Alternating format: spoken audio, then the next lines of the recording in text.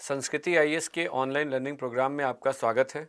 मैं उम्मीद करता हूं कि प्रारंभिक परीक्षा पर आधारित क्वेश्चन आंसर डिस्कशन प्रोग्राम के मेरे फर्स्ट लेक्चर में आपको ये क्लियर हो गया होगा कि मैं किस प्रकार योजनाबद्ध तरीके से आगे बढ़ूंगा।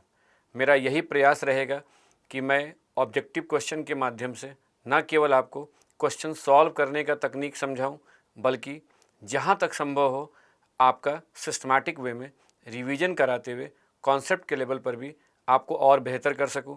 यही नहीं बल्कि इन्फॉर्मेशन के लेवल पर भी जो इम्पॉर्टेंट फैक्ट्स होंगे, जो एग्जामिनेशन के पॉइंट ऑफ व्यू से तैयार करना आवश्यक होगा, उसे भी कवर करते हुए चलूं, जिससे कि न केवल आप ऑब्जेक्टिव क्वेश्चन का अभ्यास करें, बल्कि ऑब्जेक्टिव क्वेश्चन के द्वारा अपने पाठ्यक्रम को एक बार फिर से एक नए अंदाज में रिवाइज कर सकें। और इस संदर्भ में विगत वर्षों में पूछे गए प्रश्नों में पहले मैं आईएएस के क्वेश्चन को लूँगा और कुछ महत्वपूर्ण प्रश्नों को भी अभ्यास के रूप में लूँगा, और इसके द्वारा जब एक बार आपका थॉरो रिवीजन हो जाएगा, आप कॉन्सेप्ट के लेवल पर बेहतर हो जाएंगे, तब रैंडमली मैं कई प्रकार के क्वेश्चंस को लूँगा जो कि स्टेट पीसीएस में भी आते होंगे, और उसके द्वारा आप ये देखेंगे कि किस प्रकार आपको किसी भी एग्ज़ाम में आने वाले क्वेश्चन को सॉल्व करना आसान हो जाता है। तो इसी क्रम में आज मैं भूकंप, ज्वालामुखी प्रक्रिया और सुनामी से संबंधित महत्वपूर्ण भूभौतिकी घटनाओं को आधार बनाकर कुछ ऑब्जेक्टिव क्वेश्चन को डिस्कस करूंगा, जिससे कि आपको यह क्लियर हो कि किस प्रकार जो भूभौतिकी घटनाएं सामान्यतः न्यूज़ में सुनने को आपको मिलता है, उससे ज्योग्राफी के कॉन्सेप्ट को आधार बनाकर क्वेश्चन किए जाते हैं। तो चलिए कुछ क्वेश्चंस को लेते हैं और ये समझने का प्रयास करते हैं कि कैसे हम क्वेश्चन को सॉल्व करते हुए अपने कॉन्सेप्ट को बेहतर कर सकते हैं, पहले से पढ़े हुए टॉपिक को रिवाइज कर सकते हैं। तो यह प्रश्न आईएएस के एग्ज़ाम में 2001 में आया था, और इस प्रश्न का संबंध कहीं ना कहीं भूकंप से है। और इस प्रश्न में हमें भूकंप से संबंधित स्टेटमेंट को देखकर सत्य कथनों को पहचानना है, यानी करेक्ट स्टेटमेंट को खोजना है। तो सबसे पहले स्टेटमेंट को अगर आप देखेंगे तो यहाँ लिखा हुआ है कि भूकंप की तीव्रता यानी इंटेंसिटी को मर्केली स्केल पर नापा जाता है। तो यहाँ दो वर्ड इंपॉर्टेंट है, भूकंप की तीव्रता और दूसरा मर्केली स्केल। भूकंप की तीव्रता का संबंध पृथ्वी की सतह पर होने वाले कंपन के प्रभाव से। जब कभी भी किसी क्षेत्र में भूकंप आता है तो उस दौरान जो पृथ्वी की सतह पर असरूपीय संरचना में परिवर्तन होता है, या मानव के द्वारा निर्मित आधारभूत संरचना पर प्रभाव पड़ता है, या किसी भी ऑब्जेक्ट में परिवर्तन होता है, जब उसे हम ऑब्जर्व करते हैं या महसूस करते हैं, तो इस प्रकार के कंपन को ही हम तीव्रता के रूप में देखते हैं। तो कह सकते हैं कि भूकंप की तीव्रता का किसी भी उपकरण के द्वारा मापन नहीं किया जाता है, बल्कि ये अवलोकन पर आधारित एक मेजरमेंट की विधि है। और जब हम भूकंप की तीव्रता का मापन करते हैं तो इसके लिए मर्केली स्केल को लेते हैं, यानी मर्केली स्केल एक अवलोकन पर आधारित स्केल है, जिसके अंतर्गत हम सतह पर होने वाले कंपन के प्रभाव को मेजर करने का प्रयास करते हैं।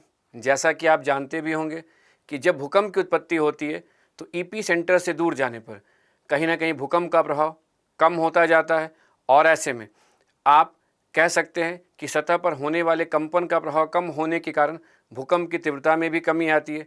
इसीलिए जब हम मर्केली स्केल पर भूकंप की तीव्रता का मापन करते हैं तो सभी जगह स्केल का मान एक समान नहीं होता है। तो कुल मिलाकर अगर देखा जाए तो ये जो पहला स्टेटमेंट है यह करेक्ट है, क्योंकि स्टेटमेंट कह रहा है कि मर्केली स्केल के द्वारा ही हम भूकंप की इंटेंसिटी को मेजर कर सकते हैं। अब आते हैं दूसरे स्टेटमेंट को देखते हैं। भूकंप का मैग्नीट्यूड विमुक्त ऊर्जा की माप है। तो कहीं ना कहीं यहाँ पर हमें यह समझना है कि भूकंप के मैग्नीट्यूड का तात्पर्य क्या है। भूकंप के मैग्नीट्यूड का संबंध भूकंप की उत्पत्ति के समय ऊर्जा के निष्कासन की मात्रा से। जहाँ से भूकंप की उत्पत्ति होती है उसे हम भूकंप मूल कहते हैं, और जब कभी भी भूकंप आता है तो उस समय ऊर्जा का निष्कासन होता है। तो ऊर्जा की जितनी मात्रा में आप कह सकते हैं निष्कासन होता है, उसे ही हम भूकंप का मैग्नीट्यूड कहते हैं। और इसके लिए जिस स्केल को हम मेजरमेंट के लिए आधार के रूप में लेते हैं वह रिक्टर स्केल होता है। यानी रिक्टर स्केल भी एक प्रकार का स्केल होता है जिसके द्वारा हम किसी भी क्षेत्र में भूकंप के आने पर यह मापते हैं कि ऊर्जा का कितनी मात्रा में निष्कासन हुआ है। तो कुल मिलाकर देखा जाए तो ये दूसरा स्टेटमेंट भी करेक्ट है।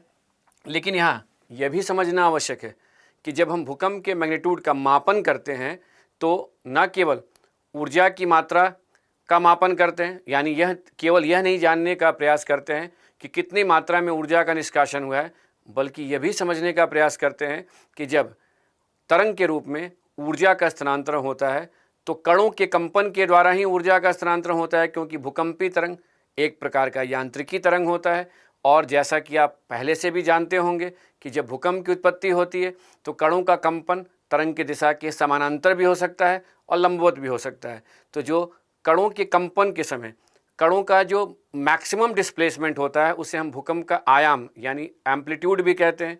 और इस दौरान एम्पलीट्यूड के साथ साथ हम ये भी देखते हैं कि ऊर्जा की कुल मात्रा यानी कितना निष्कासन हुआ। तो कह सकते हैं कि भूकंप के मैग्नीट्यूड का मापन करते समय हम तरंग के आयाम अर्थात कणों के अधिकतम विस्थापन के साथ ऊर्जा के निष्कासन की मात्रा को समझने का प्रयास करते हैं।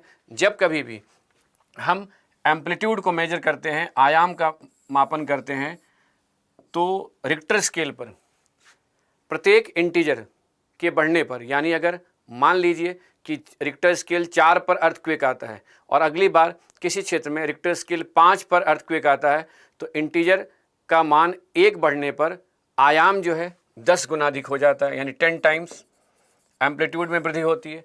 जबकि ऊर्जा का जो निष्कासन होता है वह 32 टाइम्स अधिक होता है। तो यहाँ समझने वाली बात है कि रिक्टर स्केल पर प्रत्येक इंटीजर के बढ़ने के साथ जहाँ 10 गुना आयाम में वृद्धि होती है, वहीं 32 टाइम्स ऊर्जा की मात्रा में निष्कासन होता है।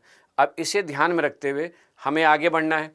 तो कहीं ना कहीं तीसरे स्टेटमेंट में अगर ये कह रहा है कि भूकंप के मैग्नीट्यूड से भूकंपी तरंगों के आयाम के सीधे मापनों पर आधारित है, यानी जब हम भूकंप के मैग्नीट्यूड का मेजरमेंट करते हैं तो उस समय भूकंपी तरंगों के आयाम को ही मेजर करते हैं। तो ये भी स्टेटमेंट करेक्ट है। और यहाँ कहीं ना कहीं आपको अब ये भी क्लियर हो गया होगा कि आयाम कितना गुना बढ़ता है, 10 टाइम्स बढ़ता है। अब चौथे स्टेटमेंट पर ध्यान दीजिए कि रिक्टर स्केल में हर पूर्णांक यानी एवरी इंटीजर पर ऊर्जा के परिणाम में 100 टाइम्स 100 गुने वृद्धि का निर्देशन करता है। यानी अगर इंग्लिश में पढ़कर इसे समझना चाहेंगे तो कुछ ऐसा लिखा हुआ है कि every integer on Richter scale shows 100 times increase in energy release. यानी यह स्टेटमेंट कहीं ना कहीं ये कह रहा है कि जब रिक्टर स्केल पर अगर एक इंटीजर में यानी वैल्यू में वृद्धि होती है तो ऊर्जा का निष्कासन 100 टाइम्स अधिक होता है, जबकि ऊर्जा का निष्कासन 32 गुना अधिक होता है। इसलिए यह स्टेटमेंट कहीं ना कहीं गलत स्टेटमेंट है। यह स्टेटमेंट कब करेक्ट होता है? जब यहाँ 100 टाइम्स की जगह 32 टाइम्स मेंशन किया जाता है। तो इसलिए कह सकते हैं कि पूछे गए प्रश्न में पहला, दूसरा और तीसरा स्टेटमेंट करेक्ट है। इसलिए इस क्वेश्चन का सही जवाब ए है। अब यहाँ समझ सकते हैं कि जो फर्स्ट यानी क्वेश्चन जो IAS के 2001 में पूछा गया, इस क्वेश्चन का जवाब देने के लिए आपको मर्केली स्केल, रिक्टर स्केल और साथ साथ में भूकंप के मैग्नीट्यूड और भूकंप की तीव्रता की मौलिक समझ होनी चाहिए। अब इस क्वेश्चन को समझने के लिए, इस क्वेश्चन के आधार पर टॉपिक को थोड़ा और समझते हुए आगे बढ़ने के लिए हम लोग एक डायग्राम को समझने का प्रयास करते हैं, जिससे कि वैसे लोग जो इस टॉपिक का पहले से अध्ययन नहीं किए होंगे, यानी उन्होंने भूकंप विज्ञान का अध्ययन करते समय एम्पलीट्यूड, इंटेंसिटी, मैग्नीट्यूड ऐसी चीज़ों पर बहुत ज़्यादा ध्यान नहीं दिया होगा, उन्हें इस सेक्शन को समझने में आसानी होगी। तो यहाँ हमें इस डायग्राम के द्वारा यह समझना है कि किस प्रकार भूकंप के आने पर जब ऊर्जा का निष्कासन होता है, यानी कणों का कंपन होने के कारण ऊर्जा का स्थानांतरण तरंग के रूप में होता है, तो PSL तरंग के साथ रेलिग तरंग की भी उत्पत्ति होती है। और इस तरंग की जो अपनी विशेषताएं होती हैं उसको देखकर हम भूकंप के आयाम को भी समझ सकते हैं। तो चलिए भूकंप के आयाम को समझने का प्रयास करते हैं। तो जो पहला डायग्राम है ये पी वेव से संबंधित है। यहाँ इस डायग्राम को ध्यान देंगे तो पी तरंग में कणों का कंपन तरंग की दिशा के समानांतर होता है और ऐसे में कहीं एक्सपेंशन होता है यानी प्रसार होता है, तो कहीं पर कंप्रेशन होता है। तो जब प्रसार अधिक होता है, कणों का विस्थापन अधिक होता है, तो तरंग का आयाम बढ़ जाता है। और वहीं अगर हम P से S तरंग की ओर आए तो S तरंग में कणों का कंपन तरंग की दिशा के लंबवत होता है। यहाँ ध्यान रखिएगा कि मैं टॉपिक एक्सप्लेन नहीं कर रहा हूँ, बल्कि IAS में पूछे गए प्रश्न के आधार पर कहीं ना कहीं आपको ये समझाने का प्रयास कर रहा हूँ कि अगर आप किसी एक ऑब्जेक्टिव क्वेश्चन को सॉल्व करते हैं और उसमें जिनका साइंस बैकग्राउंड नहीं है और उन्हें एम्पलीट्यूड, वेव, ऊर्जा का निष्कासन ऐसे कॉन्सेप्ट को लेकर कन्फ्यूजन हो, तो वहीं उस क्वेश्चन को सॉल्व करने के साथ वह कहीं अपने कॉन्सेप्ट को क्लियर करने के लिए एक बार उससे संबंधित टॉपिक को पढ़ने का प्रयास करेंगे। उसी का एक एग्जाम्पल के तौर में आपको तरीका बता रहा हूँ कि क्वेश्चन सॉल्व करने के बाद जो टेक्निकल बातें हैं उसको कैसे आप समझ सकते हैं। तो यहाँ क्योंकि ये कहीं ना कहीं भूकंप विज्ञान की बात की जा रही है, भूकंपी तरंगों के बारे में हम सोच रहे हैं, तो इसके लिए इतनी समझ जरूर होनी चाहिए कि जब कणों का कंपन तरंग की दिशा के समानांतर होता है तो उसे हम अनुदैर्ध्य तरंग कहते हैं। जब कणों का कंपन तरंग की दिशा के लंबवत होता है तो उसे हम अनुप्रस्थ तरंग कहते हैं। तो पी तरंग अनुदैर्ध्य होता है और एस तरंग अनुप्रस्थ होता है। आप समझ सकते हैं कि जो कणों का मैक्सिमम डिस्प्लेसमेंट हुआ इसे ही हम आयाम कहेंगे। तो इस आधार पर देखा जाए तो पी तरंग की तुलना में एस तरंग का जो एम्पलीट्यूड होता है वो अधिक होता है। और वहीं पर तीसरे प्रकार का तरंग है जिसे रेलिक वेव भी कहते हैं। अब यहाँ यह समझिएगा, यह एक प्रकार का सतही तरंग होता है जो सतह के समीप कह सकते हैं संचरण करता है, गमन करता है। इस प्रकार के तरंग के द्वारा जो कंपन होता है वो ठोस परतों में होता है, यानी सतह के समीप जहाँ ठोस पदार्थ से निर्मित संरचना होती है वहाँ पर रेलिक वेव के द्वारा जो है कंपन होता है। और इस तरंग में क्या होता है कि कणों का कंपन तरंग की दिशा के अनुदैर्ध्य भी हो सकता है और अनुप्रस्थ भी हो सकता है, यानी इसमें जो विस्थापन होता है वो क्षैतिज दिशा के साथ साथ ऊर्ध्वाधर दिशा में भी होता है। अब यहाँ ये समझना है कि एस तरंग की तुलना में रेलिक तरंग का आयाम अधिक होता है, क्योंकि ये अनुदैर्ध्य और अनुप्रस्थ होने के साथ ठोस पदार्थ से निर्मित परतों में सतह के समीप संचरण करता है, यानी इसके द्वारा सतह के समीप ऊर्जा का स्थानांतरण होता है, इसलिए इसका आयाम जो है एस वेव से अधिक होता है। इसके बाद अगर हम देखें एल वेव या लव तरंग भी एक प्रकार का सतही तरंग होता है जो कि जिसमें कणों का कंपन सामान्यतः तरंग की दिशा के लंबवत होता है। इस डायग्राम से आप समझ सकते हैं कि एल वेव में जो कणों का कंपन हो रहा है वो तरंग की दिशा के लंबवत हो रहा है। बस अंतर इतना है कि एल तरंग के द्वारा तरल पदार्थ में भी ऊर्जा का स्थानांतरण हो सकता है और एल तरंग रेलिक वेव की तुलना में अपेक्षाकृत अंदर की परतों में गमन करता है। तो दोनों ही रेलिक और एल वेव दोनों ही सतही तरंग है, लेकिन दोनों में रेलिक वेव की जहाँ तक बात है सतह के समीप ठोस पदार्थ से निर्मित परतों में तरंग के द्वारा कंपन होता है। इस प्रकार से अगर हम भूकंप के आने पर सतह पर होने वाले कंपन के साथ कणों के विस्थापन को देखते हुए अगर तरंग के आयाम का अध्ययन करते हैं तो ये भूकंप का मैग्नीट्यूड होगा। और इस प्रकार की तरंग से संबंधित विशेषताओं का अध्ययन करने के लिए हम सिस्मोग्राफ की सहायता से रिक्टर स्केल पर तरंग का आयाम और ऊर्जा के निष्कासन की मात्रा को समझने का प्रयास करते हैं। तो यह डायग्राम हमने एक उदाहरण के तौर पे दिया कि किस प्रकार अगर आप सतह पर होने वाले कंपन का अध्ययन करते समय भूकंप के मैग्नीट्यूड को समझना चाहेंगे तो उसके लिए रिक्टर स्केल का हेल्प लेना पड़ता है, सिस्मोग्राफ का अध्ययन करना पड़ता है। यह एक वैज्ञानिक विधि है जिसमें हमें तरंग के आयाम के साथ ऊर्जा के निष्कासन की मात्रा का मापन करना पड़ता है। अब इसे ध्यान में रखते हुए अगर हम आगे बढ़ते हैं तो देखिए यह प्रश्न IAS 2006 में पूछा गया है और इस क्वेश्चन में जो स्टेटमेंट दिया गया है उनमें से हमें फिर से करेक्ट स्टेटमेंट को पहचानना है, यानी सत्य कथन की पहचान करनी है। अगर हम पहले स्टेटमेंट को पढ़ें तो यहाँ लिखा हुआ है रिक्टर स्केल एक लघु गणिकीय यानी लॉगरिथम मापक्रम है तथा इसके फलस्वरूप परिणाम मात्रक में 1 की वृद्धि आयाम के लिए 10 के गुणक को निरूपित करती है। हिंदी में पढ़ने में अगर कठिनाई महसूस हो तो आप यहाँ मेन वर्ड को समझ सकते हैं कि रिक्टर स्केल पर जो है एक प्रकार का लॉगरिथमिक स्केल है और इसमें अगर अर्थक्वेक के मैग्नीट्यूड में अगर 1 यूनिट के साथ वृद्धि होती है तो उसके एम्पलीट्यूड में 10 टाइम्स वृद्धि होती है, यानी फैक्टर जो होता है 10 गुना अधिक होता है।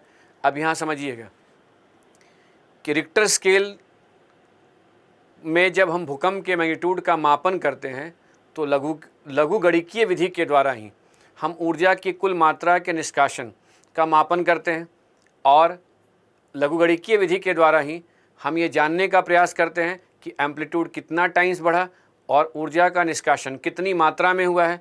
इसलिए कहा जा सकता है कि रिक्टर स्केल कहीं ना कहीं लघु गणिकीय विधि पर आधारित है। दूसरा, इस स्केल में प्रत्येक इंटीजर के बढ़ने पर 10 टाइम्स एम्पलीट्यूड में वृद्धि होती है, जो कि पहले वाले क्वेश्चन में भी हमने डिस्कस किया। साथ में ऊर्जा का निष्कासन जो होता है वह पिछले स्केल की तुलना में यानी इंटीजर की अपेक्षा 32 टाइम्स अधिक होता है। तो यहाँ पहले स्टेटमेंट में यह कह रहा है कि जब रिक्टर स्केल पे हम लघु गणिकीय विधि के आधार पर मापन करते हैं तो एक इंटीजर के बढ़ने पर 10 गुना अधिक आयाम बढ़ जाता है, तो कहेंगे ये स्टेटमेंट करेक्ट है।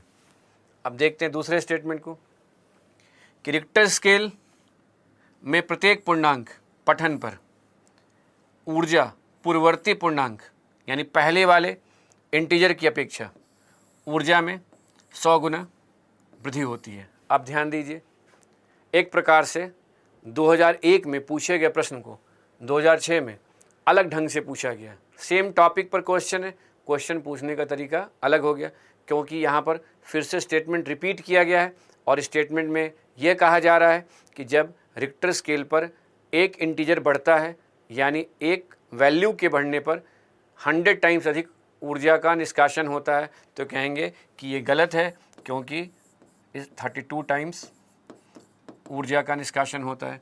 इसलिए दूसरा स्टेटमेंट जो है वो रॉन्ग स्टेटमेंट यानी गलत कथन है और इस आधार पर इस प्रश्न का सही जवाब हुआ केवल एक, यानी ए सही उत्तर हुआ।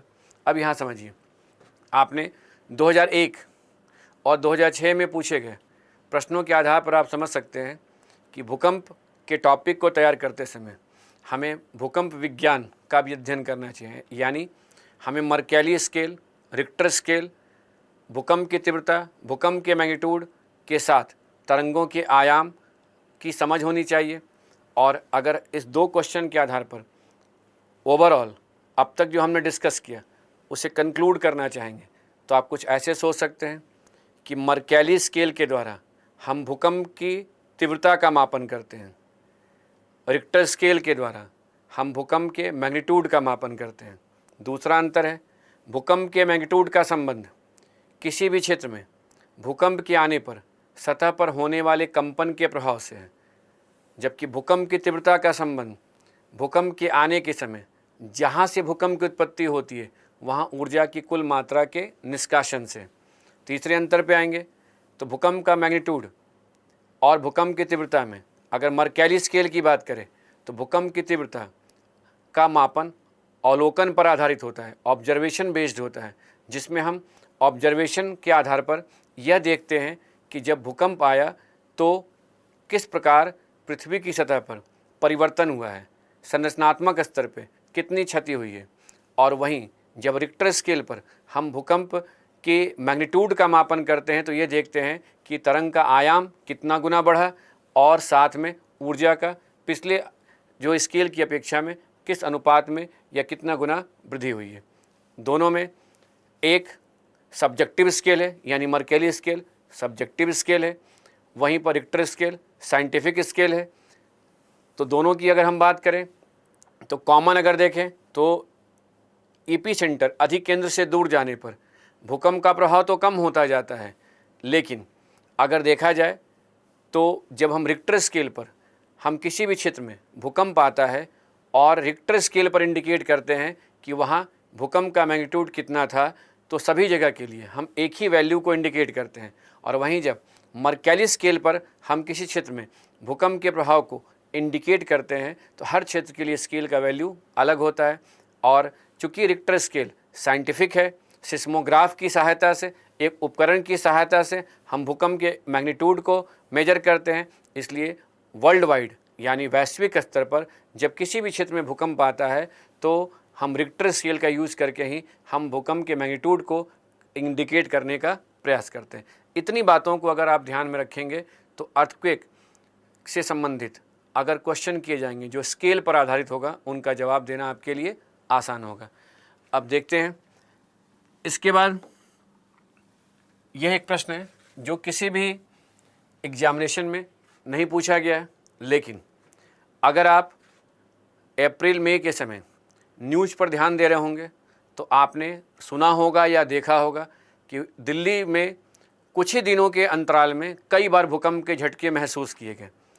हालांकि उसकी इंटेंसिटी और मैग्नीट्यूड दोनों ही कम था, यानी वह जो भूकंप आए वह रिक्टर स्केल 3 और 4 के बीच में था, और इस कारण से ऐसे भूकंप के आने पर कोई क्षति नहीं हुई। तो जब किसी भी क्षेत्र में भूकंप आता है और कम ही समय के अंतराल में कई बार झटके महसूस किए जाते हैं, लेकिन उनकी इंटेंसिटी कम होती है, तो इस प्रकार के अर्थक्वेक को भूकंपी स्वार्म कहते हैं। तो देखिए, अर्थक्वेक स्वार्म ये एक वर्ड है। तो अर्थक्वेक के बारे में तो आप जानते ही होंगे, और अभी डिस्कस जो मैंने किया उससे भी आपका रिवीजन भी हो गया होगा कि भूकंप का संबंध अंतर्जात आकस्मिक बल के कारण सतह पर होने वाले कंपन से है। जहाँ से भूकंप की उत्पत्ति होती है उसे हम भूकंप मूल कहते हैं। जहाँ सबसे पहले कंपन होता है उसे हम ईपी सेंटर कहते हैं। जब भूकंप की उत्पत्ति होती है तो ऊर्जा का निष्कासन होता है, और ऊर्जा की मात्रा कहीं ना कहीं भूकंप के मैग्नीट्यूड को निर्धारित करता है। सामान्यतः जब भूकंप की उत्पत्ति प्लेट बाउंड्री पर होती है, यानी प्लेटों के संचलन के कारण होती है, या ज्वालामुखी प्रक्रिया से प्रभावित क्षेत्र में गर्म गलित पदार्थ के सतह की ओर आने के कारण होती है, तो उस प्रकार के भूकंप का न केवल मैग्नीट्यूड अधिक होता है बल्कि सतह पर कंपन का प्रभाव भी अधिक होता है। लेकिन वहीं पर अगर हम स्वार्म की बात करें तो स्वार्म का शाब्दिक अर्थ होता है समूह, झुंड। तो अब समझिएगा कि जब भूकंप के कारण अगर कंपन हो रहा है और कुछ ही समय के अंदर में कई बार कंपन हो रहा है, तो ऐसी घटना को हम अर्थक्वेक स्वार्म कहते हैं। तो अब कंपेयर करते हुए चलना है कि यहाँ क्वेश्चन किया जा रहा है कि भूकंपी स्वार्म भूकंपी घटनाओं का एक ऐसा अनुक्रम है जो एक स्थानीय क्षेत्र में घटित होता है। तो ये बात सही है।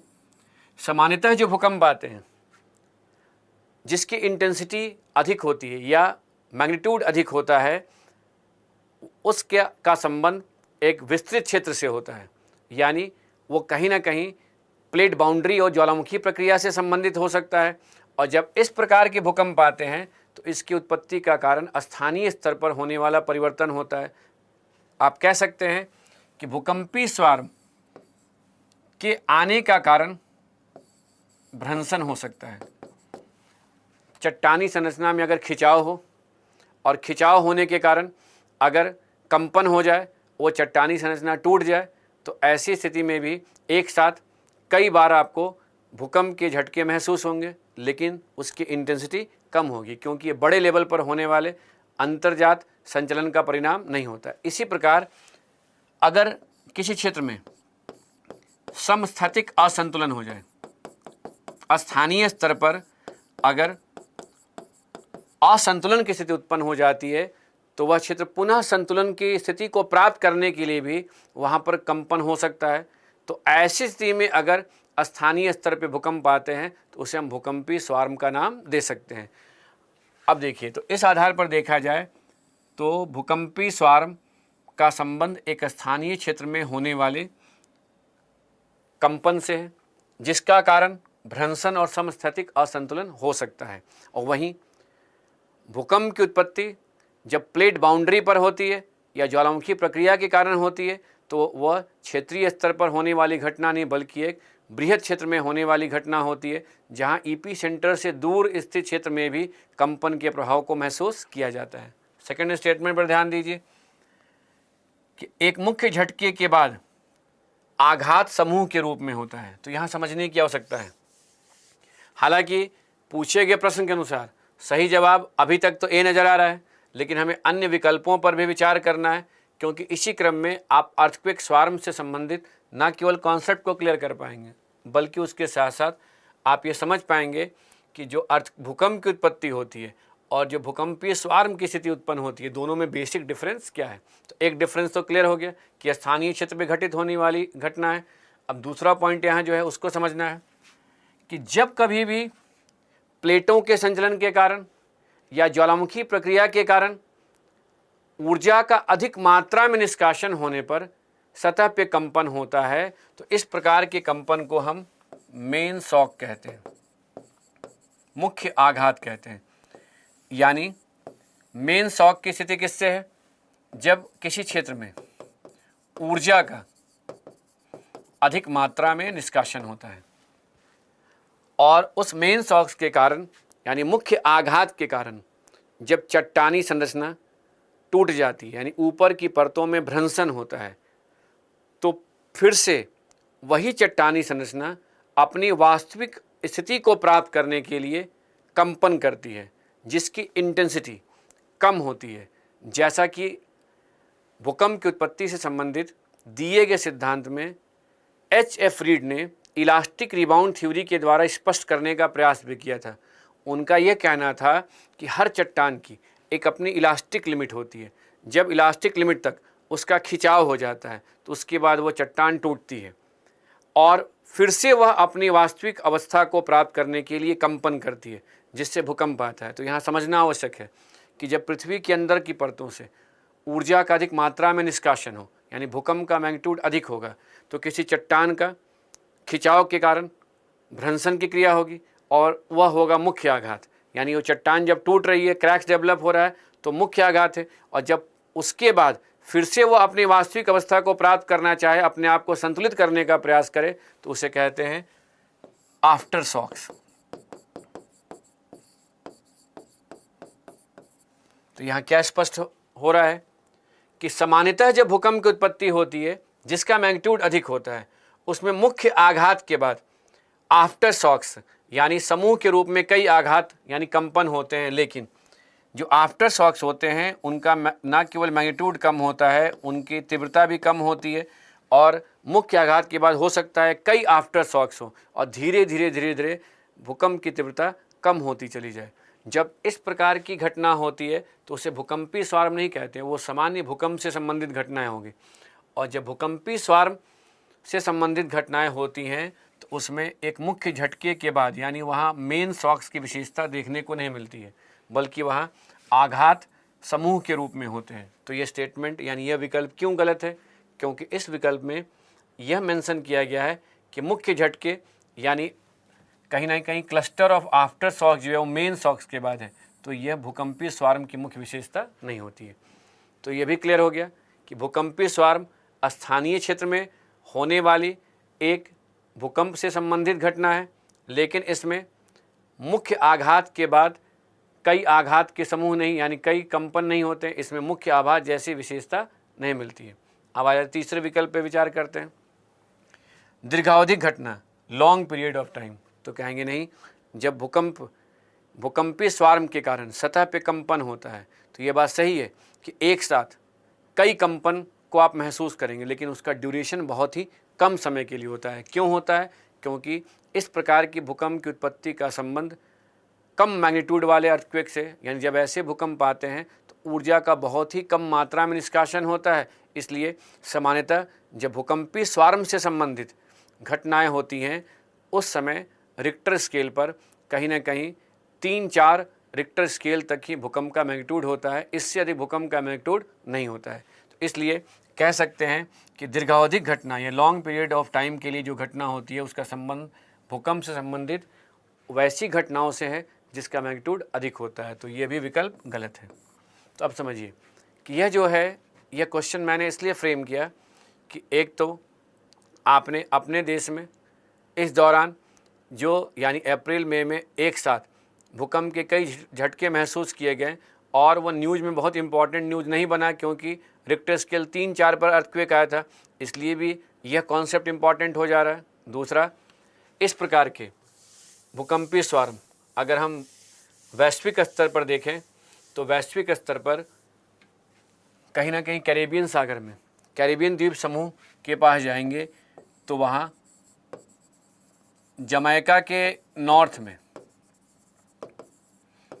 एक आइलैंड है जिसे केमन आइलैंड कहते हैं। इस केमन आइलैंड पर यूनाइटेड किंगडम का अधिकार है। इस केमन आइलैंड के समीप CAYMAN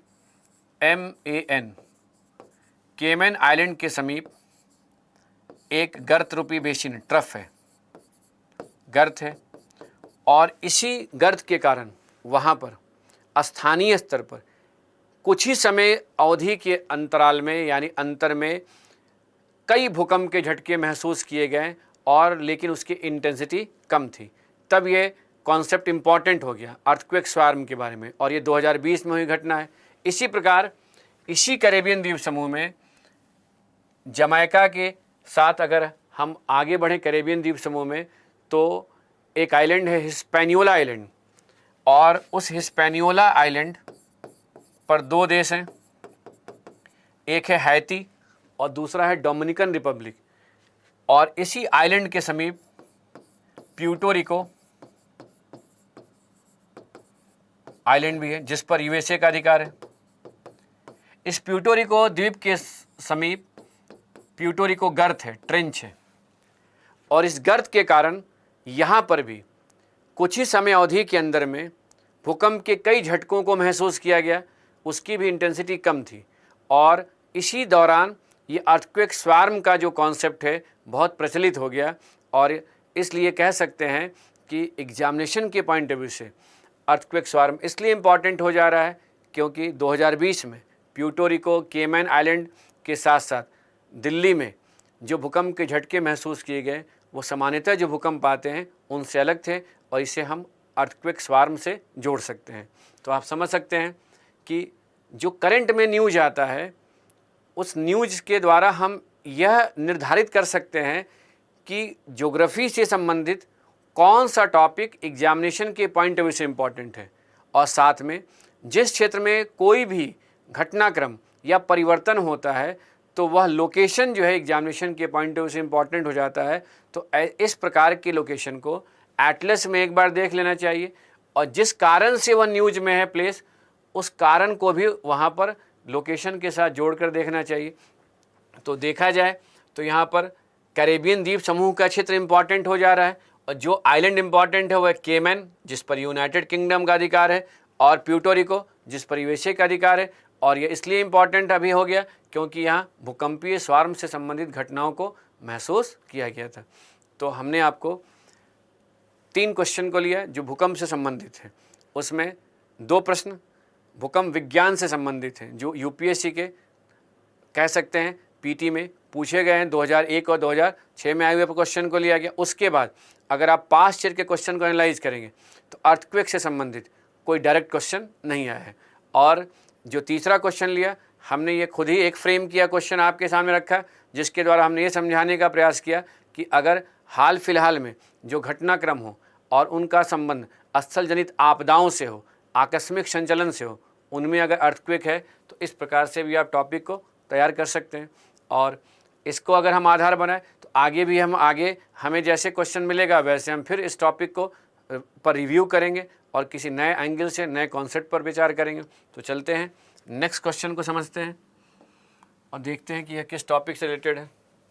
तो अब देखिए यह क्वेश्चन जो है इसमें एक वर्ड यूज किया जा रहा है फ्रिएटिक विस्फोट, PHREATIC, फ्रिएटिक इरप्शन किसके बाहर आने से संबंधित एक ज्वालामुखी प्रक्रिया है। तो सीधी सी बात है इस क्वेश्चन का संबंध किससे है? वोल्केनिज्म से। अब इस क्वेश्चन को सॉल्व करने के पहले एक बार यह समझने का प्रयास करते हैं कि ज्वालामुखी प्रक्रिया में आखिर ये फ्रिएटिक विस्फोट किस प्रकार की प्रक्रिया होती है।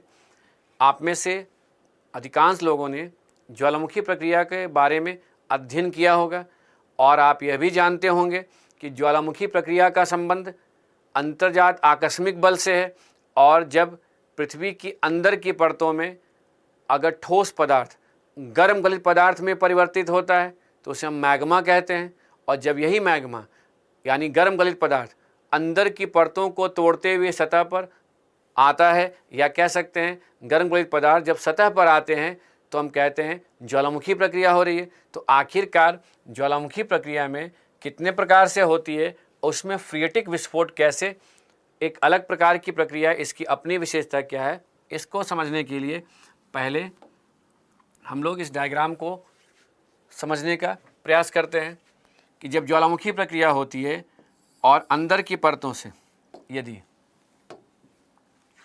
गर्म गलित पदार्थ बाहर आता है और वो फिशर यानी दरार से बाहर आता है, तो इस प्रकार का जो गर्म गलित पदार्थ यानी मैग्मा होता है वो क्षारीय होता है, यानी पतला मैग्मा होता है। इसलिए जब ये बाहर आता है तो शांत प्रक्रिया के द्वारा ये सतह पर आकर ऐसे फैल जाता है। इस प्रकार के वोल्केनो को फिशर वोल्केनो कहते हैं। जब ये बाहर आकर फैलता है तो इसके बाहर आकर ठंडा होने से बसाल्ट चट्टान से निर्मित संरचना का निर्माण होता है।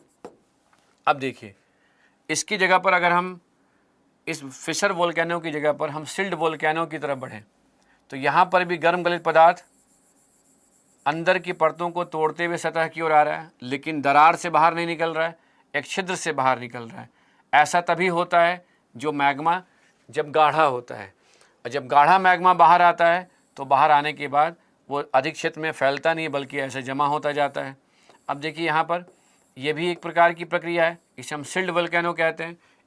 अगर देखा जाए तो यहाँ पर जो मैग्मा के बाहर आने पर जिस संरचना का विकास हुआ है वो पर्वत के समान दिखने में तो नज़र आ रहा है, लेकिन इसकी ऊंचाई बहुत अधिक नहीं, इससे कंपेयर करें इसका ढाल भी मंद है। अब ध्यान दीजिए, इसकी जगह पर अगर बहुत अधिक गाढ़ा मैग्मा बाहर आएगा तो जब वो बाहर आता है तो ऐसी स्थिति में बाहर आते समय जल वाष्प यानी स्टीम के साथ अन्य गैसें भी बाहर आ सकती हैं। अन्य गैसों के साथ विखंडित पदार्थ भी बाहर आ सकता है। विखंडित पदार्थ जो होते हैं उनका आकार आप ज्वालामुखी राख एकदम बारीक कणों से लेकर बड़े बड़े आकार के पत्थर भी आ सकते हैं, और ज्वालामुखी विखंडित पदार्थ के अलावा इस प्रक्रिया में चिपचिपे पदार्थ के रूप में लावा भी आ सकता है। तो यहाँ समझना आवश्यक है कि जब ज्वालामुखी प्रक्रिया विस्फोटक होती है तो उस समय अंदर की परतों से स्टीम, जल वाष्प, अन्य गैसें, विखंडित पदार्थ और चिपचिपे पदार्थ के रूप में लावा बाहर निकलता है। ज्वालामुखी प्रक्रिया कितनी विस्फोटक होगी यह डिपेंड करता है कि बाहर आने वाला जो मैग्मा है यानी गर्म गलित पदार्थ है ना वह कितना गाढ़ा है, और उसके साथ साथ विखंडित पदार्थ कितनी मात्रा में निकल रहे हैं। यही नहीं, ऐसे गाढ़े पदार्थ को, विखंडित पदार्थ को बाहर लाने का कार्य करते हैं स्टीम, जलवाष्प और अन्य गैसें। यानी जब ज्वालामुखी प्रक्रिया के समय जलवाष्प और विखंडित जलवाष्प और गैसें अधिक मात्रा में बाहर निकलती है तो सतह पर गर्म गलित पदार्थ के बाहर आने की संभावनाएं बढ़ जाती हैं। अब यहाँ समझिएगा कि इस प्रकार की ज्वालामुखी प्रक्रिया में जब स्टीम, जलवाष्प का अधिक मात्रा में निष्कासन हो और उसके साथ विखंडित पदार्थ भी बाहर निकले, अन्य गैसें भी बाहर निकल सकती हैं, लेकिन अगर लावा बाहर नहीं आता है तब ऐसी ज्वालामुखी प्रक्रिया को ही हम फ्रिएटिक विस्फोट कहते हैं। तो कह सकते हैं कि फ्रिएटिक विस्फोट एक ऐसी ज्वालामुखी प्रक्रिया है जिसके अंतर्गत जल वाष्प अधिक मात्रा में बाहर निकलता है, इसके साथ अन्य गैसें और विखंडित पदार्थ भी बाहर निकल सकते हैं, लेकिन चिपचिपे पदार्थ के रूप में लावा के बाहर आने की संभावनाएं नहीं के बराबर होती है। इसलिए इस प्रकार की प्रक्रिया में वाष्प की मात्रा, स्टीम की मात्रा जो है वो अपेक्षाकृत अधिक होती है। तो इससे स्पष्ट हो जाना चाहिए कि ज्वालामुखी प्रक्रिया का एक प्रकार ही है फ्रिएटिक विस्फोट। चूँकि इस विस्फोट में वाष्प अधिक मात्रा में बाहर निकलता है, इसलिए आप कह सकते हैं कि इस प्रकार की प्रक्रिया वहाँ होनी चाहिए जहाँ पर अंदर की परतों में या सतह के समीप जल अधिक मात्रा में हो। तो इसलिए जो जल का स्रोत होगा, यानी जो समुद्री भाग होगा या एक ऐसा क्षेत्र होगा जहाँ पहले से ही जल का अधिक मात्रा में भंडारण होगा, वहाँ होने वाली ज्वालामुखी प्रक्रिया में फ्रिएटिक विस्फोट होने की संभावनाएं अधिक होंगी। दूसरी बात, जल वाष्प में परिवर्तित हो और साथ में विखंडित पदार्थ वगैरह भी बाहर निकले, इसके लिए अंदर की परतों में तापमान भी बहुत अधिक होना चाहिए, तभी जाकर इस प्रकार की ज्वालामुखी प्रक्रिया हो सकती है। तो आप समझ सकते हैं कि इससे एक ओवरऑल आप न केवल ज्वालामुखी प्रक्रिया को रिवाइज कर रहे हैं, बल्कि साथ साथ में जो आपके सामने क्वेश्चन आया था फ्रिएटिक विस्फोट, उसको भी समझ गए। और यहीं जब प्रक्रिया बहुत अधिक विस्फोटक होती है, तो ऐसी स्थिति में जब अंदर के पदार्थ बाहर आते हैं तो जो ज्वालामुखी शंकु का जो शीर्ष होता है वो कोलैप्स कर जाता है, वो नीचे की ओर धंस जाता है। और जब ऐसा बेसिन बनता है और बेसिन का आकार बड़ा होता है तो उसे कॉल्डेरा कहते हैं। जबकि छोटे यानी ज्वालामुखी शंकु के शीर्ष पर निर्मित गर्त रूपी बेसिन को क्रेटर कहते हैं। इस शब्द से आप हो सकता है परिचित भी हो, क्रेटर और कॉल्डेरा। अब यहाँ समझिएगा कि क्रेटर के बड़े आकार को कॉल्डेरा कहते हैं, और जब फ्रिएटिक विस्फोट होता है यानी वाष्प वगैरह बाहर निकल रहा है और साथ में विखंडित पदार्थ नहीं निकल रहे हैं बल्कि वाष्प के साथ मैग्मा बाहर निकल जाए, गर्म गलित पदार्थ, तो उस प्रकार के एक्सप्लोजन को कहते हैं फ्रिएटो मैग्मेटिक एक्सप्लोजन यानी विस्फोट। यहाँ समझना आवश्यक है कि ज्वालामुखी प्रक्रिया के समय वाष्प के साथ, स्टीम के साथ अगर गर्म गलित पदार्थ मैग्मा बाहर निकलता है तो उसे हम फ्रिएटिक मैग्मेटिक विस्फोट कहते हैं। और ऐसी प्रक्रिया में जो ज्वालामुखी शंकु के शीर्ष पर जो बेसिन बनता है उस बेसिन को MAARS मार्स कहते हैं। यह कॉल्डेरा या क्रेटर की अपेक्षा इसकी चौड़ाई अधिक होती है और गहराई कम होती है। तो कह सकते हैं मार्स भी ज्वालामुखी शंकु के शीर्ष पर निर्मित एक बेसिन रूपी संरचना होती है, लेकिन इसका संबंध फ्रिएटिक मैग्मेटिक विस्फोट से है। तो कुल मिलाकर क्वेश्चन को पढ़ने के साथ जैसे ये लगा कि क्वेश्चन में फ्रिएटिक विस्फोट की बात की जा रही है और उस विस्फोट का संबंध ज्वालामुखी प्रक्रिया से है, तो आप चाहें तो ऐसे आप ज्वालामुखी प्रक्रिया को एक बार रिवाइज कर सकते हैं, यानी एक क्विक रिवीजन के द्वारा आप उस क्वेश्चन के साथ साथ फ्रिएटिक विस्फोट को भी समझ सकते हैं। अगर आप इतनी समझ आपको हो गई तो वापस हम लोग क्वेश्चन पर आते हैं और देखते हैं कि अब हम कहाँ तक इस क्वेश्चन का आंसर कर पा रहे हैं। तो देखिए, फ्रिएटिक विस्फोट किसके बाहर आने से संबंधित एक ज्वालामुखी प्रक्रिया है? तो यहाँ पहला विकल्प दिया हुआ है मैग्मा। तो सीधी सी बात है, पृथ्वी के अंदर के गर्म गलित पदार्थ को मैग्मा कहते हैं। तो कहीं ना कहीं ये जवाब तो गलत है, क्योंकि अंदर में मैग्मा है, बात की जा रही है विस्फोट की। अब दूसरे विकल्प पर आते हैं, लावा और भाप। तो ये बात तो सही है कि जब फ्रिएटिक विस्फोट होता है तो स्टीम अधिक मात्रा में निकलता है, लेकिन लावा के बाहर आने की संभावनाएं नगण्य होती है। इसलिए ये दूसरा विकल्प भी गलत है, क्योंकि इसमें लावा मेंशन किया गया है। अब आ जाते हैं तीसरे विकल्प पे, जिसमें दिया हुआ है भाप और पानी, यानी स्टीम के साथ साथ पानी बाहर निकलता है। तो यहाँ समझिएगा, जब किसी भी क्षेत्र में स्टीम और पानी यानी गर्म पानी बाहर निकलता है तो ऐसे गर्म जल के स्रोत को गेसर भी कहते हैं, GEYSER। ये ध्यान रखिएगा कि सतह से अंदर की ओर जाने पर तापमान में वृद्धि होती है, और तापमान के बढ़ने पर जहाँ पर पानी गर्म होने लगता है और गर्म होने के साथ वाष्प में भी परिवर्तित होने लगता है, अगर वैसे ही गर्म जल और वाष्प दरार से होते हुए बाहर आने लगे तो इस प्रकार की गर्म जल के स्रोत को गेसर कहते हैं। इसका संबंध ज्वालामुखी प्रक्रिया से नहीं होता है। वहीं अगर भाप पानी के साथ अन्य गैसें भी बाहर निकलती है तो ऐसी प्रक्रिया को धुआंरे या फ्यूमरोल कहते हैं। अब यहाँ समझिएगा, धुआंरे या फ्यूमरेलो का मतलब क्या है कि किसी भी क्षेत्र में अगर ज्वालामुखी प्रक्रिया होती है, स्टीम, गैस, विखंडित पदार्थ, लावा वगैरह बाहर निकलता है, ज्वालामुखी प्रक्रिया के समाप्त होने के बाद अगर वहाँ पर स्टीम और गैस वगैरह बाहर निकलते रहता है तो तब ऐसे प्रक्रिया को हम फ्यूमरोल कहते हैं, धुआंरे कहते हैं। तो यहाँ गेजर और धुआंरे दोनों में कॉमन क्या है? दोनों दिखने में ऐसा लगेगा कि दोनों ही जगह से वाष्प निकल रहा है, गर्म पानी निकल रहा है, लेकिन जहाँ फ्यूमरोल धुआंरे बनते हैं वहाँ पर वह उसका प्रत्यक्ष रूप से ज्वालामुखी प्रक्रिया से संबंध है, जबकि गैसर का नहीं है। तो यहाँ ये समझ सकते हैं यह विकल्प कब सही हो सकता है, जब क्वेश्चन का संबंध या तो गैसर से होता या फ्यूमरोल से होता, तब हम इस विकल्प के बारे में विचार करते हैं। तो यह भी विकल्प क्या है? इनकरेक्ट है पूछे गए प्रश्न के अनुसार। अब आ जाते हैं चौथे विकल्प पर।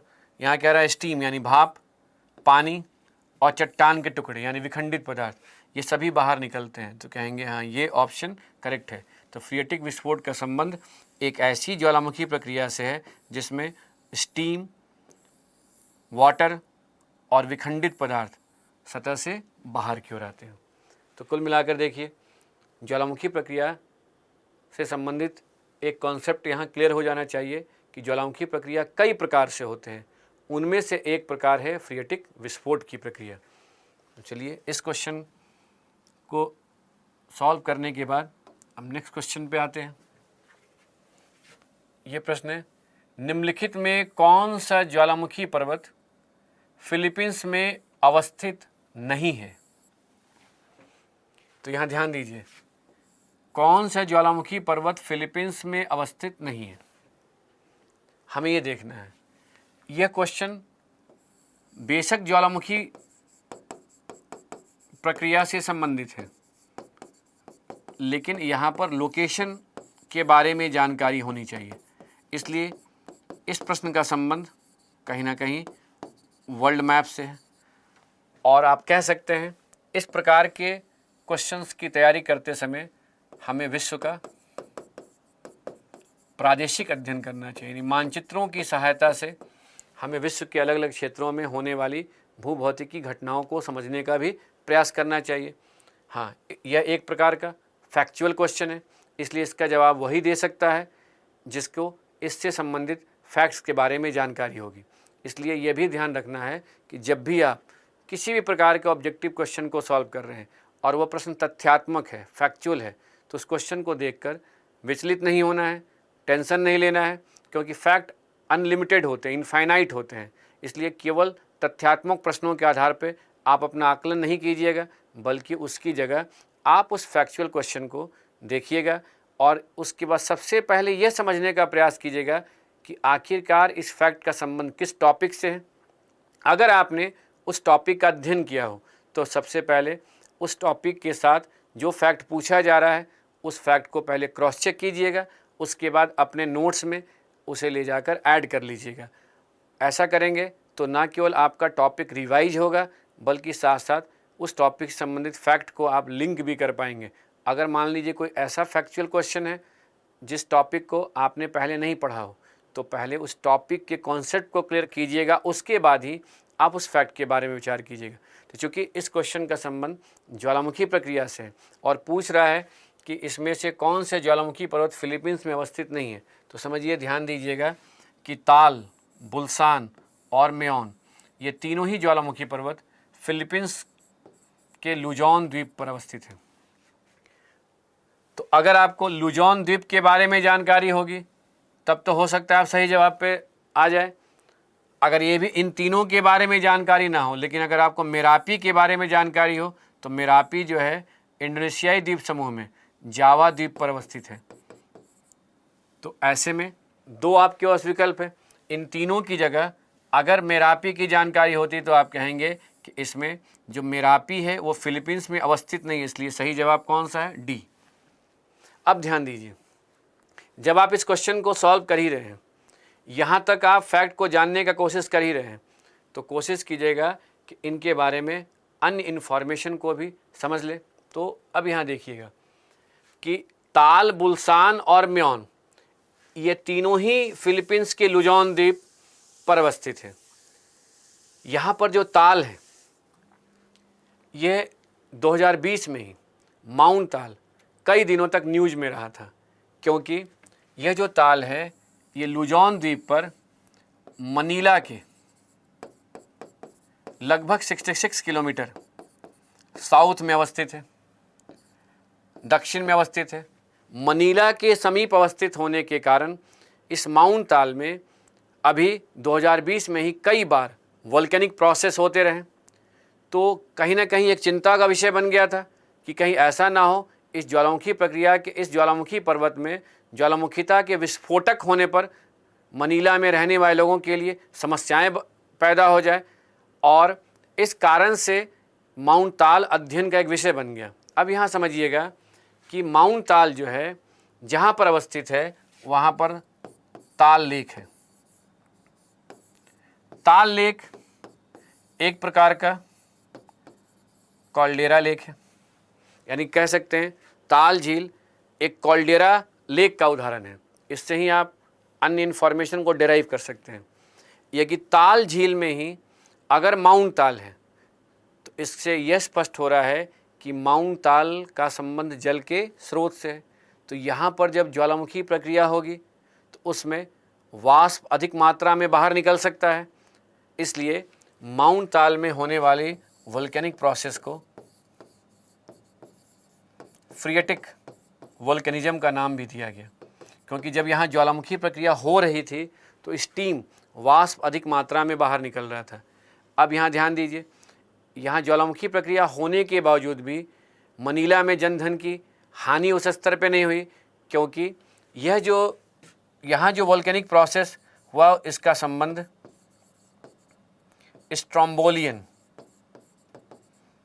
स्ट्रोम्बोलियन वोल्केनो से। विस्फोटकता के आधार पर भी हम ज्वालामुखी पर्वत का नाम देते हैं। जब ज्वालामुखी प्रक्रिया होती है और शांत प्रक्रिया होती है, यानी विस्फोटकता बहुत कम होती है, तो उसे हम हवाइयन टाइप कहते हैं। जब उसकी विस्फोटकता अपेक्षाकृत अधिक होती है तो उसे हम स्ट्रोम्बोलियन टाइप कहते हैं। हालांकि माउंट स्ट्रोम्बोली भूमध्य सागर में है और यहाँ पर जो है इसे भूमध्य लाइट हाउस ऑफ मेडिटेरेनियन सी भी कहा जाता है, लेकिन यहाँ जो ज्वालामुखी प्रक्रिया होती है उसकी विस्फोटकता अपेक्षाकृत कम होती है। इसी प्रकार की कहीं ना कहीं विस्फोटकता वाली ज्वालामुखीता होने के कारण माउंट ताल के बारे में कहा गया कि यहाँ पर होने वाली ज्वालामुखी प्रक्रिया फ्रिएटिक है और स्ट्रोम्बोलियन टाइप की है, यानी बहुत अधिक विस्फोटक नहीं है। तो कुल मिलाकर आप समझ सकते हैं कि लोकेशन के आधार पर क्या इंपॉर्टेंट हुआ कि माउंट ताल लुजोन द्वीप पर अवस्थित है। लुजोन द्वीप में कहाँ पर? मनीला के समीप अवस्थित है। यह लोकेशन क्यों इम्पॉर्टेंट हो गया? क्योंकि 2020 में ही यहाँ पर ज्वालामुखी प्रक्रिया होने के कारण यह प्लेस न्यूज में आ गया था, और यहाँ पर जो ज्वालामुखी प्रक्रिया हुई वो कैसे हुई? कम विस्फोटक होने के कारण इसे स्ट्रोम्बोलियन का नाम दिया गया, और वाष्प की मात्रा अधिक निकलने के कारण इसे फ्रिएटिक का नाम दिया गया। अब यहाँ समझना आवश्यक है कि यहाँ ये देखा गया कि लंबे समय तक कंटिन्यूअस यानी कंसिस्टेंट वे में लगातार अंदर की परतों से गर्म गलित पदार्थ या स्टीम बाहर नहीं निकल रहा था, बल्कि रुक रुक कर अंदर की परतों से पदार्थ बाहर आ रहे थे। यानी यह एक प्रकार का इनकंसिस्टेंट प्रोसेस था, और धीरे धीरे जो है ज्वालामुखीता का प्रभाव क्या होता गया? कम होता गया। तो दो यहाँ पर आप कह सकते हैं महत्वपूर्ण पॉइंट है जिसको समझते हुए चलना है कि माउंट ताल में होने वाली ज्वालामुखी प्रक्रिया इनकंसिस्टेंट होने के साथ साथ समय के साथ इसका प्रभाव कम होता गया, इसलिए कुछ समय के बाद ये न्यूज़ से गायब भी हो गया। अब देखिए, इससे आप ये भी क्लियर हो गया कि न्यूज़ में अगर ताल के बारे में आया तो हम माउंट ताल से संबंधित अन्य बातों को भी समझ सकते हैं, और क्वेश्चन बनाने वाला हो सकता है आपको माउंट ताल को ऑप्शन में मेंशन करके लुजोन द्वीप के बारे में क्वेश्चन कर दे, उस रीजन से संबंधित प्रश्न कर दे। तो अब नेक्स्ट ऑप्शन पर आते हैं जो दिया हुआ है बुल्सान। तो लुजोन द्वीप पर का जो दक्षिणतम साउदर्न मोस्ट आप कह सकते हैं सुदूर दक्षिण में अवस्थित, सुदूर दक्षिण में अवस्थित ज्वालामुखी पर्वत बुल्सान है। इसलिए ये इम्पॉर्टेंट है। और बुल्सान जो है, यहाँ पर जो ज्वालामुखी प्रक्रिया होती है वो विस्फोटक होती। और यही नहीं, बुल्सान को अगर देखें तो लुजॉन द्वीप के सेंटर में है म्योन। ये म्योन के कह सकते हैं साउथ ईस्ट में अवस्थित है, दक्षिण पूर्व में अवस्थित है। तो म्योन के ही दक्षिण में माउंट ताल भी है, म्योन के दक्षिण पूर्व में बुल्सान भी है। इन तीनों में म्योन जो है फिलीपींस के लुजॉन द्वीप का एक महत्वपूर्ण ज्वालामुखी पर्वत है। यहाँ पर विस्फोटक ज्वालामुखी प्रक्रिया होने की संभावनाएं बनी रहती है। और म्योन जो है कि राष्ट्रीय उद्यान के मध्य में अवस्थित है, इसलिए इसका लोकेशन और भी महत्वपूर्ण हो जाता है। म्योन, माउंट म्योन को कहीं ना कहीं राष्ट्रीय उद्यान से जोड़कर देखे जाने के कारण इसका नाम रखा गया म्यो राष्ट्रीय उद्यान। इस क्षेत्र को कहते हैं म्योन राष्ट्रीय उद्यान। बाद में यूनेस्को ने इसे नोटिफाइड किया और कहा कि इसे एक जैवमंडलीय आरक्षित क्षेत्र के रूप, यानी इसे बायोस्फीयर रिजर्व के रूप में हमें डिमार्केट या सीमांकित करना चाहिए और इसे वर्ल्ड हेरिटेज साइट का दर्जा देने की बात की जा रही है। तो ये ध्यान रखिएगा कि माउंट म्योन फिलीपींस के जिस रीजन में है उसे कहते हैं एल्बे, ALBAY। और एल्बे रीजन में होने के कारण इसे पहले एल्बे बायोस्फीयर रिजर्व के रूप में, नेशनल पार्क के रूप में इसे जाना जाता था। और वहीं पर ये माउंट म्योन अवस्थित है। तो लोकेशन वाइज देखा जाए तो इन तीनों में म्योन का लोकेशन इम्पॉर्टेंट है। ताल इसलिए इम्पॉर्टेंट हो गया क्योंकि हाल ही में यहाँ ज्वालामुखी प्रक्रिया हुई। बुल्सान यहाँ का साउदर्न मोस्ट वोल्केनिक माउंटेन है। मेरापी की बात करें तो इंडोनेशियाई द्वीप समूह में जो जावा है एक महत्वपूर्ण द्वीप है। और इसी जावा द्वीप पर जो एक सक्रिय ज्वालामुखी पर्वत है वो माउंट मेरापी है। इसे डिकेड वोल्केनो भी कहते हैं, DECAD, डिकेड वोल्केनो। तो यहाँ समझिएगा कि कुल मिलाकर अगर देखा जाए तो फिलीपींस द्वीप समूह में जो ज्वालामुखी प्रक्रिया होती है इसका संबंध भी प्लेट बाउंड्री वोल्केनिज्म से, क्योंकि यहाँ फिलीपींस प्लेट का यूरेशियन प्लेट के नीचे सबडक्शन हुआ है। और इसीलिए यहाँ विश्व का सबसे गहरा गर्त मरियाना गर्त भी है। और वहीं पर अगर हम जावा द्वीप के पास जाएं तो यहाँ इंडोनेशियन प्लेट है जिसका सबडक्शन हुआ है इंडो ऑस्ट्रेलियन प्लेट के पास। तो यहाँ पर भी सबडक्शन यानी प्लेट का क्षेपण हुआ है। तो ये ताल, बुल्सान, म्योन और मेरापी, इन सभी जगहों पर जो ज्वालामुखी प्रक्रिया होती है उसका संबंध प्लेट के सबडक्शन के कारण अधिक गहराई में महासागरीय प्लेट के पिघलने से बनने वाले मैग्मा से। तो कह सकते हैं ये चारों के साथ कॉमन क्या है, चारों ही न केवल टेक्टोनिक जोन में अवस्थित है बल्कि इनका संबंध रिंग ऑफ फायर से भी है। तो देखिए अभी एक क्वेश्चन था, लोकेशन पर आधारित था, लेकिन इस लोकेशन के साथ साथ आप कई इन्फॉर्मेशन को भी तैयार कर सकते हैं और अपने कॉन्सेप्ट को और भी बेहतर कर सकते हैं। तो चलते हैं नेक्स्ट क्वेश्चन को देखते हैं। यह प्रश्न यूपीएससी के 2001 में पूछा गया है। इस क्वेश्चन का संबंध ज्वालामुखी उद्गार यानी वोल्केनिक इरप्शन से है। यहाँ क्वेश्चन किया जा रहा है कि ज्वालामुखी उद्गार कहाँ नहीं होते हैं, और इसमें कहीं ना कहीं ये भी लोकेशन पर आधारित क्वेश्चन है, जिसमें पहला बाल्टिक सागर है, दूसरा काला सागर है, फिर कैरेबियन सागर और कैस्पियन सागर।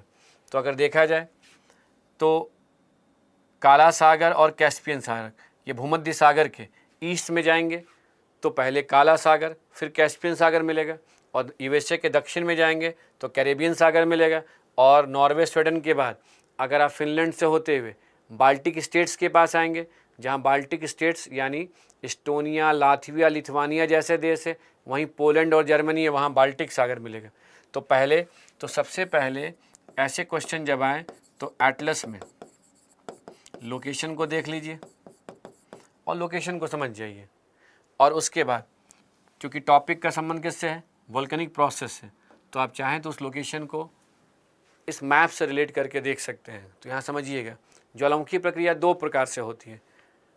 प्लेट बाउंड्री वोल्केनिज्म, जब प्लेट सीमांत पर या तो प्लेटें एक दूसरे से दूर जाती हैं तो अंदर की परतों में दाब कम होता है, जिससे कि दुर्बल मंडल में जो पेरिडोटाइट होता है वो पिघलने लगता है, पतला मैग्मा बनता है, क्षारीय मैग्मा होता है। पतला होने के कारण जब वो बाहर आता है तो शांत प्रक्रिया होती है।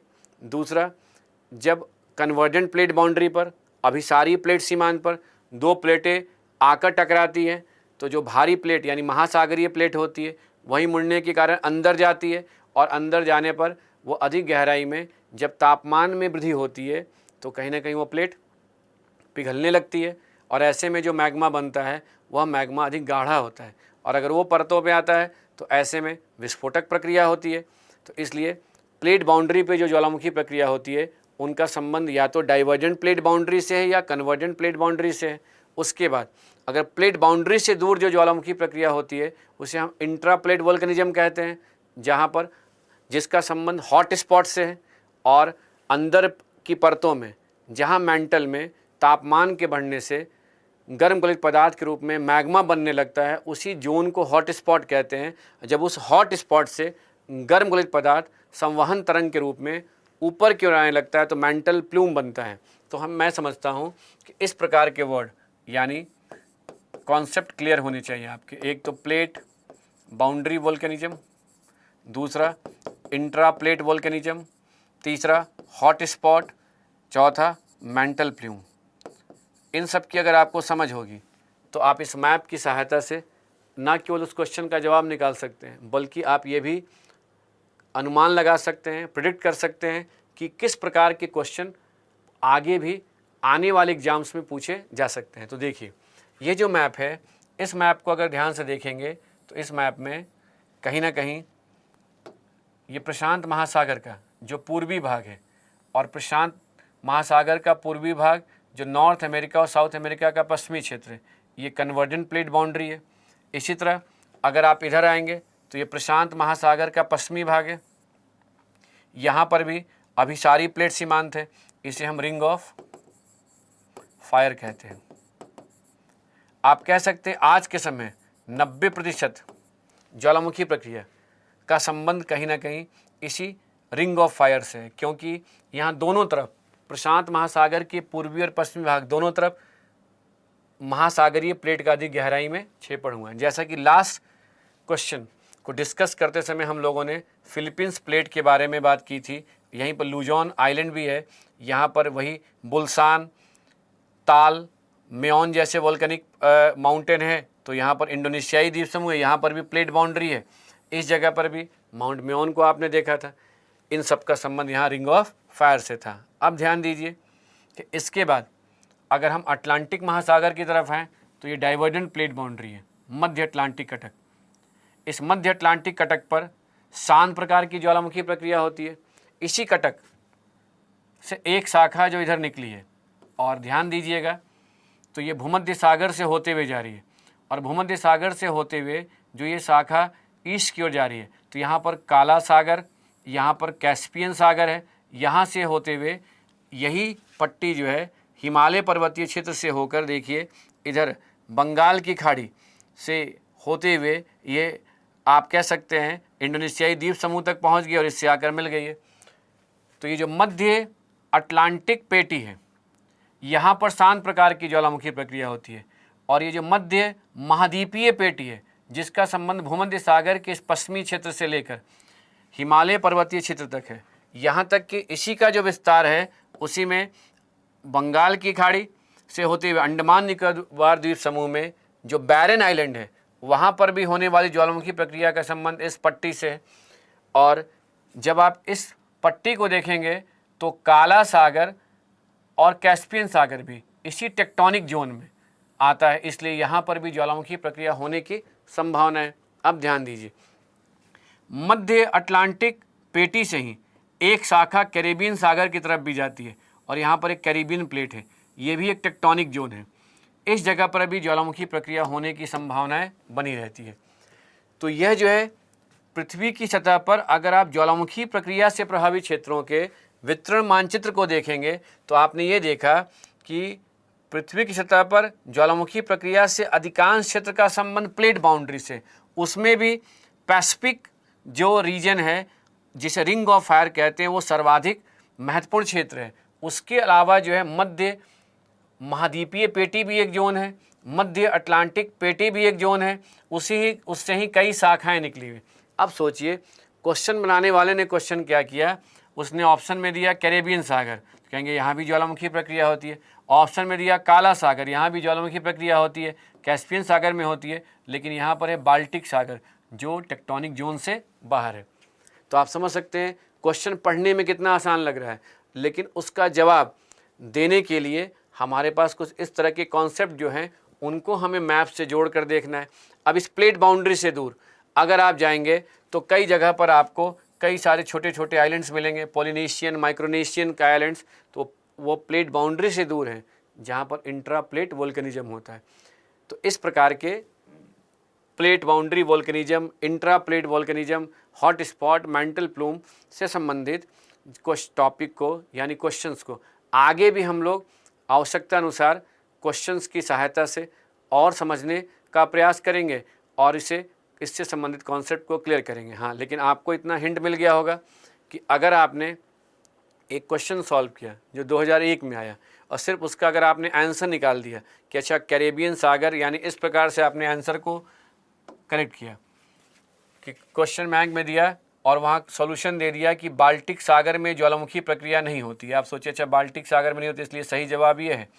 और आप ये मान लिए कि काला सागर, कैरेबियन सागर और कैस्पियन सागर में ज्वालामुखी प्रक्रिया होती है, लेकिन इस तरह की तैयारी जो है घातक हो सकती है। हमें ये सोचना है कि यहाँ क्यों नहीं होती है और यहाँ क्यों होती है, इसलिए इसे हमने किससे लिंक करके समझने का प्रयास किया, प्लेट विवर्तनिकी सिद्धांत से समझने का प्रयास किया। तो ये भी एक क्वेश्चन था जो यूपीएससी में पूछा गया।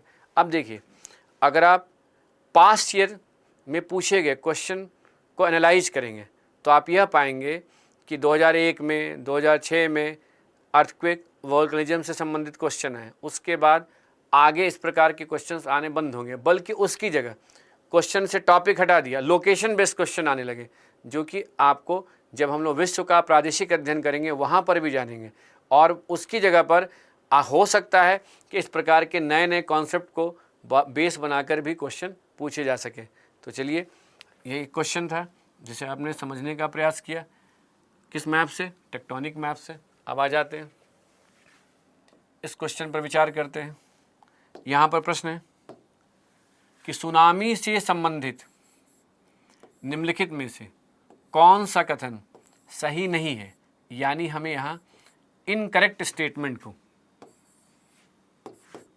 गलत कथन को खोजना है। तो इस प्रकार के प्रश्न का जवाब हम दो तरह से दे सकते हैं। अगर हमें करेक्ट स्टेटमेंट की जानकारी होगी तो अभी हम इनकरेक्ट स्टेटमेंट को पकड़ लेंगे, और इनकरेक्ट स्टेटमेंट जानते हैं तो सीधा जवाब आपको मिल जाएगा। तो अब देखिए, जहाँ तक सुनामी की बात है तो सामान्यतः हर कोई यह जानता है कि सुनामी एक जापानी शब्द है जिसका अर्थ होता है बंदरगाहों की ओर आने वाले समुद्री तरंग। 2004 तक, यानी जब तक भारत में सुनामी के कारण जनधन की व्यापक हानि नहीं हुई थी, तब तक सुनामी के बारे में लोग इतनी ही जानकारी रखते थे कि सुनामी के कारण जापान वगैरह के क्षेत्र जो है प्रभावित होते हैं, और इस आधार पर कह दिया गया कि एक तो जापानी शब्द है और जापान के आसपास जो समुद्री तरंगें उत्पन्न होती हैं उन्हें सुनामी कहते हैं। लेकिन 2004 के बाद सुनामी जो है एक इम्पॉर्टेंट टॉपिक के रूप में आ गया और एक अध्ययन का विषय बन गया। तो अब यहाँ समझिएगा कि बंदरगाहों की ओर आने वाली सभी समुद्री तरंगों को सुनामी नहीं कहते हैं, बल्कि सुनामी की उत्पत्ति का मूल कारण भूकंप है। कुछ समय तक लोग यही मानकर चलते थे कि जब समुद्र में भूकंप के आने पर ऊर्जा का अधिक मात्रा में निष्कासन होता है और समुद्र में विक्षोभ के कारण समुद्री तरंगें उत्पन्न होती है जिसकी ऊर्जा तीव्रता अधिक होती है, तो उसे सुनामी कहते हैं। लेकिन बाद में ये कहा गया कि नहीं, सुनामी की उत्पत्ति का मूल कारण तो भूकंप है, लेकिन भूकंप आने का कारण ज्वालामुखी प्रक्रिया भी हो सकता है, क्योंकि जब ज्वालामुखी प्रक्रिया होती है तो उस समय अंदर की परतों से गर्म गलित पदार्थ सतह की ओर आने का प्रयास करते हैं, जिससे पहले सतह पर तेजी से कंपन होता है, ऊर्जा का अधिक मात्रा में निष्कासन होता है। तो ऐसे में कह सकते हैं कि ज्वालामुखी प्रक्रिया से प्रभावित क्षेत्र में भी भूकंप के आने पर सुनामी रूपी तरंग उत्पन्न हो सकता है।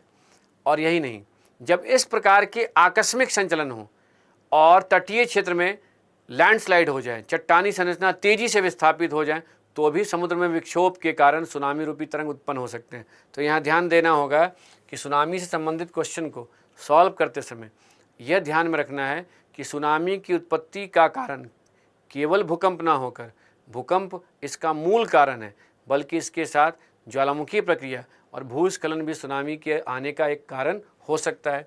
अब उसे देखकर यह समझिए कि यहाँ क्वेश्चन क्या कर रहा है कि ज्वालामुखी विस्फोट, अनुतटीय भूस्खलन, अनुतटीय का मतलब लैंडस्लाइड कहाँ हो, तट के उस भाग में हो जो समुद्र की ओर हो, से सुनामी की उत्पत्ति होती है। तो कहेंगे ये स्टेटमेंट यानी ये विकल्प सही है। और इस विकल्प में एक और ऑप्शन किससे आप ऐड कर सकते हैं कि भूकंप, ज्वालामुखी विस्फोट, अनुतटीय भूस्खलन से सुनामी की उत्पत्ति होती है। इन तीनों में अगर आपसे क्वेश्चन करें इनमें मूल कारण कौन सा है, तो भूकंप। अब चूंकि इसका जवाब तो मिल गया, लेकिन हमें सिर्फ आंसर ही नहीं खोजना है, बल्कि क्वेश्चन में दिए गए हर ऑप्शन पर विचार करके जहाँ तक संभव हो टॉपिक को रिवाइज करना है और अपने कॉन्सेप्ट को और बेहतर करने का प्रयास करना है। तो देखिए नेक्स्ट ऑप्शन है, यहाँ विकल्प है, ये तरंगों के समूह का एक उदाहरण है। तो ठीक है, अब सोचिए हमें करेक्ट स्टेटमेंट मिला कि ये करेक्ट स्टेटमेंट, लेकिन हमें इनकरेक्ट स्टेटमेंट खोजना है। तो दूसरे स्टेटमेंट पर आते हैं कि ये तरंगों के समूह का एक उदाहरण है।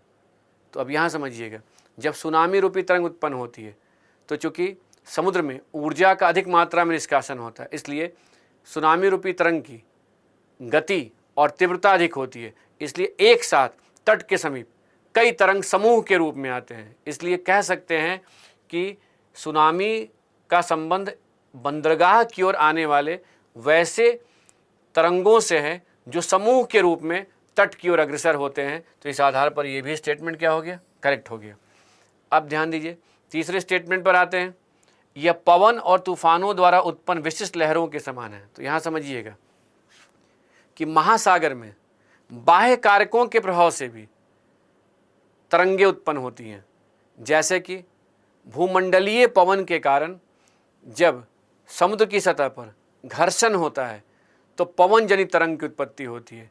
भूमंडलीय पवन की वर्ष भर एक निश्चित दिशा होती है, सालों भर ये हवाएं चलती हैं, और इसलिए समुद्र में पवन जनित तरंग का उत्पन्न होना एक सामान्य प्रक्रिया है। वहीं पर जब बाह्य कारकों में चंद्रमा, सूर्य और पृथ्वी के पारस्परिक आकर्षण बल के प्रभाव से विक्षोभ होता है, तो ऐसे में जल स्तर में वृद्धि के कारण ज्वार और आने वाली कमी के कारण भाटा उत्पन्न होते हैं। और ज्वार और भाटा के आने पर जो तरंग उत्पन्न होता है उसे हम ज्वारीय तरंग कहते हैं।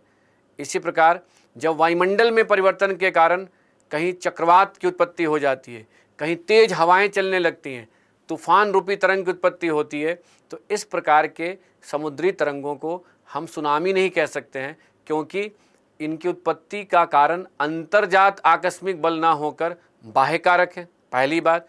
दूसरा, इस प्रकार के जो तरंग होते हैं उनकी गति भी कम होती है, उनकी फ्रीक्वेंसी भी कम होती है, और जब ये तरंगे समुद्र के तट की ओर आती हैं तो गति कम होने के कारण तट के समीप आते ही ये तरंगे टूट जाती हैं, और टूटी हुई समुद्री तरंगे आकर तट से टकराती हैं।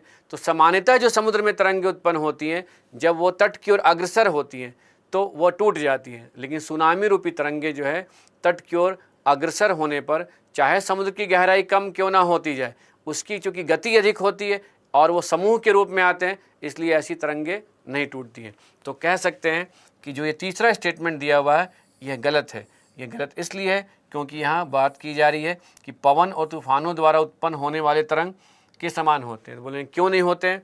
क्योंकि इस प्रकार के तरंग की गति भी कम होती है, इन फ्रीक्वेंसी भी कम होती है और ये तट की ओर अग्रसर होने पर सामान्यतः टूट जाती है, जबकि अधिकांश सुनामी तरंगें टूटती नहीं है। तो ये जो स्टेटमेंट विकल्प दिया गया था उसमें ए, बी और डी करेक्ट स्टेटमेंट था, सी इनकरेक्ट स्टेटमेंट था। इसलिए पूछे गए प्रश्न के अनुसार सही जवाब कौन सा हुआ? सी।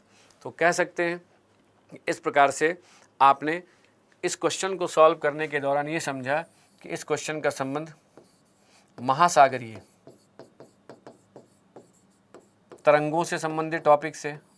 ये अलग बात है कि इस क्वेश्चन में सुनामी को इम्पॉर्टेंस दिया गया, लेकिन इस क्वेश्चन का जवाब देने के लिए आपके पास महासागरीय तरंग से संबंधित अन्य विशेषताओं की भी एक मौलिक समझ होनी चाहिए। तो आज के लेक्चर में हमने भूकंप, ज्वालामुखी प्रक्रिया और सुनामी से संबंधित कुछ ऑब्जेक्टिव क्वेश्चन को लिया। उद्देश्य यह नहीं था कि मैं अधिक से अधिक ऑब्जेक्टिव क्वेश्चन को सॉल्व कराऊं। मेरा उद्देश्य यह था कि मैं आपको समझाने का प्रयास करूं कि जब आप ऑब्जेक्टिव क्वेश्चन को सॉल्व कर रहे हैं तो क्वेश्चन की संख्या पर ध्यान मत दीजिए, यह देखिए क्वेश्चन किस टॉपिक से आया हुआ है और यह समझने का प्रयास कीजिए कि जिस टॉपिक से प्रश्न पूछा गया है उसकी आपके पास बेहतर समझ है या नहीं है। अगर नहीं समझ है, क्वेश्चन को सॉल्व करने की बजाय वहीं रुक जाइए, पहले टॉपिक को पढ़िए, फिर वापस क्वेश्चन पे आइए, फिर सॉल्व कीजिए।